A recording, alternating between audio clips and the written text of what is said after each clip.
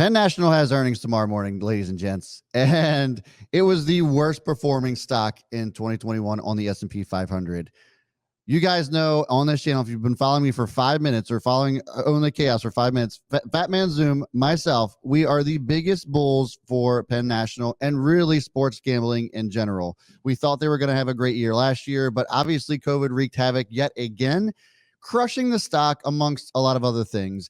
The stock was, I'm looking at right now, stock was at 142 at its all-time high and now has come back down $100 a share. The lows that were just recently printed in January were at 37 and some change, 37.72. Is this finally going to turn around? And I hesitate when I say this, but I have to stick with my convictions, and I say yes. And these earnings are going to be very, very important because we've been seeing from a lot of the other sports gambling platforms, such as DraftKings, where they're constantly spending stupid money on marketing. Whereas, and we've been saying this since day one, we think that the advantage that Penn National has is their Barstool platform. Barstool Sports can't be understated here. I think, in my opinion, you look at the leverage that they have and the amount of money that they don't need to spend on marketing like a DraftKings and Caesars and some of the other ones. And this gives Penn National the ultimate advantage. The other thing of this is that Penn National, people kind of forget about this because Barstool is such a big part of them.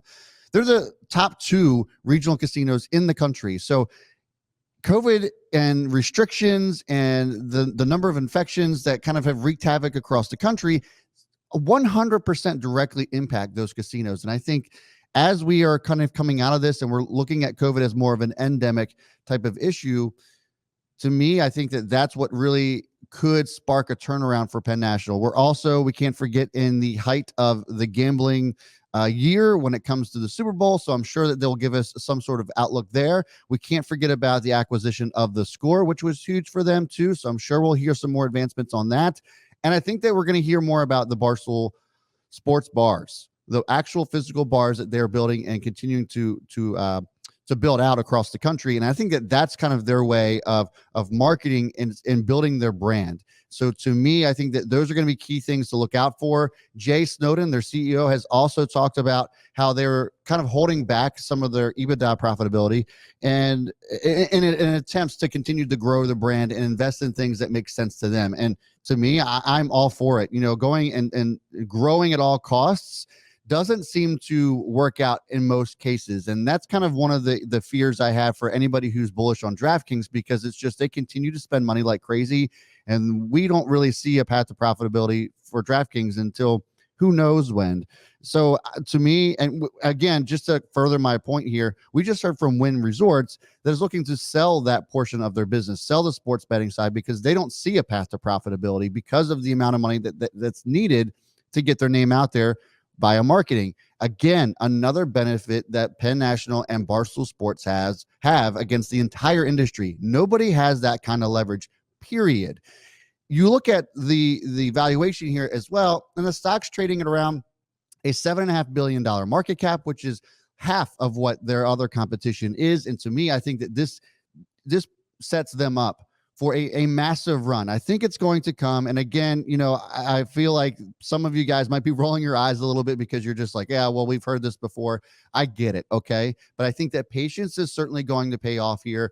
I have all the faith in Jay Snowden and in Dave Portnoy. We're super fans of them. And then we're also we have such high conviction in their stock and in their company as well that we are heavily invested in them. So obviously, full disclosure, maybe you can make the argument that there's some bias there, but the arguments that I feel like I'm making are quite clear and undisputable, if I'm honest. Let's take a look at the chart and see what some opportunities are when Penn National reports their earnings tomorrow, pre-market, and that'll be on Thursday, February 3rd.